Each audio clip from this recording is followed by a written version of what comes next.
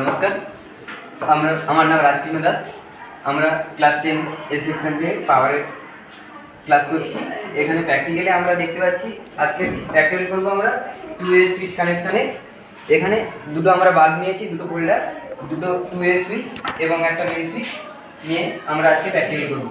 এই প্র্যাকটিক্যালে আমরা এটা আমার এই লাইটটা আমার মেন সুইচের সঙ্গে কানেকশন করা আছে, আর এটা আমার দুটো 2A সুইচে ওই সঙ্গে কানেকশন করা আছে।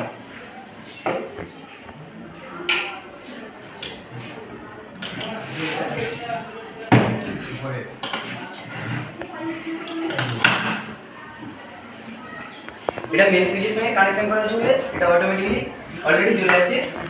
আর তাই আমি একটা 2A সুইচে সুইচ অন করলাম, এটা জ্বলছে, এবং অপরটি অফ করতে এটা বন্ধ হয়ে গেছে।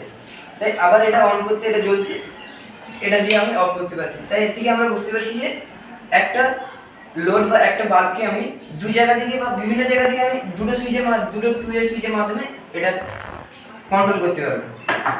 ঠিক আছে, আজকে আমাদের এই প্র্যাকটিক্যাল। নমস্কার।